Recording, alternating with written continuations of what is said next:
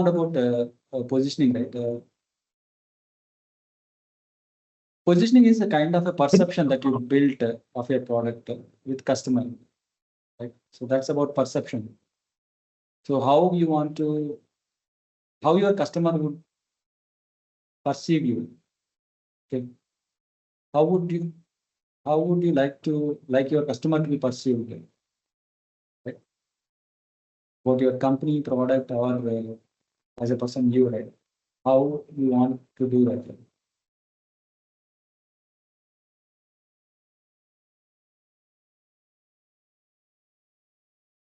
So some products they are born catering to like uh, rich, ultra rich, it's a niche product, high tech product. So some kind of perception will be there.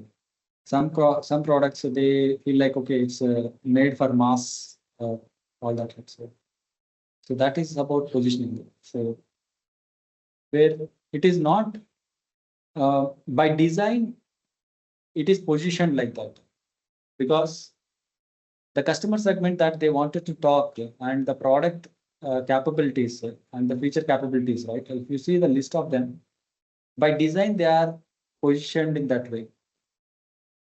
I mean, nothing comes like without intention, right? So the positioning happens by design.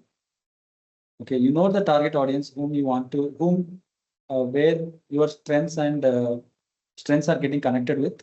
So whom you want to target. So then you try to connect with them in that frequency, right? So that's where the positioning comes into picture. Okay.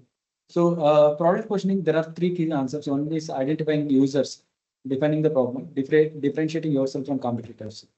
Right? So understanding your target audience is crucial for tailoring your product to meet their needs. So basically, you have to identify whom you are going to cater and what is the problem that you are trying to solve and how different you are from your customer. Right. So if I have to tell you about this, right? Okay, let's move on few more slides, then we'll go on to explanation. So positioning, finding your product's place, right? So Slack positioned itself as a replacement for emails rather than just another chat tool. So this is about the positioning of Slack. Okay. So if you see Paytm, which is very popular in India. So in 2014, it was mobile wallet, right, for online recharges and all that. So in 2016, it positioned itself as a digital payment platform. In 2017, it evolved into UPI, loans, insurance, stock trading, and Paytm wallet. Right? And then 2023 positioned as a full stack financial services ecosystem. So this was the transition. Right? So it's not like your positioning will be constant. Right? So it can change by time. So every year you come up with a new features and you try to rebrand it and you try to position it. So that's what exactly happened in case of Zomato also, right? So every time they would have repositioned it themselves. Zomato. The logos just doesn't. I mean, they don't change just like that, right? So the logos change when their positioning changes. So when they really change something ground up. Okay. So the positioning happens like this is how you need to position yourself. Right? So now, what does it mean by full stack financial services ecosystem? So what will happen if a customer perceived you to be a full stack financial services ecosystem? So if he wants to buy an insurance, he will turn up to Paytm app. If he wants to buy a general insurance, he will turn up to Paytm, right?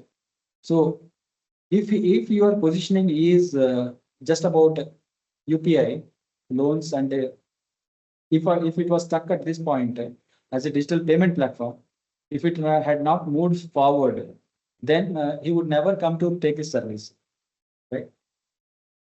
So then the whole business model will collapse. So what is the business model? It is a fee based business model, right? The more insurance gets sold, the more products the trading happens, stock trading happens. the fee income comes from there is actually driving your business. So the position has to change. So then only you are making money. Right? If you continue to be a mobile wallet or a digital payment platform, so then your income will not be great. You will not have great income. Your product will be will decline and will may may may die soon, right? So because your business model is not good, and the other apps who are whose business model is great, they will have more acquisition strategies and all that, and they will push you away or push you out of the market. Okay. So creating strong positioning statements. Yeah. So you mean to say is position the product according to the market trend. Yes. According to how. Okay, fine. So let me come back to this. Right? So it's not about market trend. It's about the business need. Okay. So initially they want to get into market. This is at a penetration level, right? 2014-16 is penetration, but it cannot, at this stage, it penetrated enough. The revenue should start flowing. Otherwise, this penetration has no meaning, right? That's how they added, that's when they added these additional things, which will help them bring revenue, right? So that's where you need a change in position, where your customers should see you as a different person, right? So that is what happens. So it's about business need. Why you join the position? It's not about the trend. Okay. So if you are writing a positioning statement, so you can write it like what is the product name and how it helps the customer, and what is the problem that it's solving, and what is the unique value proposition that it is going to provide. Right. So if you have these four things, then you can actually create your marketing content and the website messaging and all that. Wherever the touch points are there, you can create an impression that will build their perception about your product. Right? So what is the unique value proposition that you are providing? The distinct benefit your product offers, and what is the problem that you are solving? The target audience whom you are trying to target, and product name. You have to have this as a key points that you identify so that you can position really well. If you are talking to your customer, right? How he wants to he has to identify you. Right? That's how you do this. So let me take an example, maybe from my own thing. Okay. So I just wanted to show you this point where I'm actually building this website for myself, right? So the first thing that I do is position them like a business and brand positioning. How do you do that? Right? So if at all I wanted to write get refactor as one sentence, what it would be, right?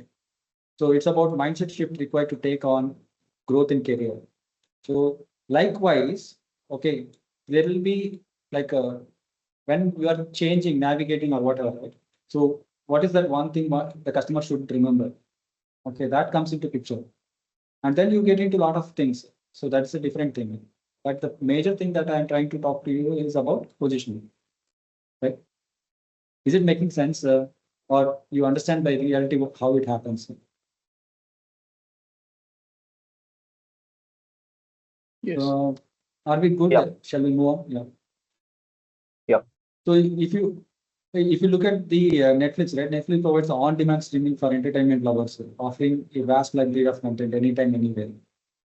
Right. So this is an example. Like a product name helps. Who is the target audience? Solve. What is the problem that they are solving? By what is the unique value proposition? Netflix is a company which provides on-demand streaming for entertainment lovers. These are the customers and offering a vast library of content anytime, anywhere. Right. This is what is their offering. Okay. So it has everything. So that's how you should position yourself. Right? Now you build position. What's next? Measure results with objectives. So now we have talked about product strategy. We talked about MVP. We talked about how you want to position yourself. So next thing is how you want to measure whatever you have built, right? How you are going to set the objectives, how you are going to measure the metrics. So we'll talk about that. Okay. So there is something called as OKR, which is objectives and key results.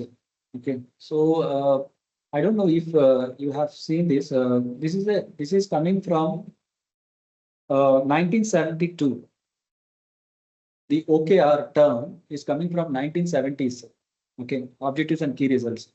This was a practice which was done in Google, and even before that, it was part of Intel. Okay.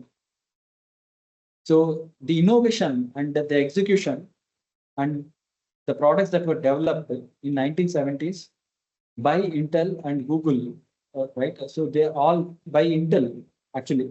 So later he became Google's director or something. So by Intel was through these objectives and key results, which is called OKR, okay, which is even famous today. Okay, how you set your objective and what are the key results that you have.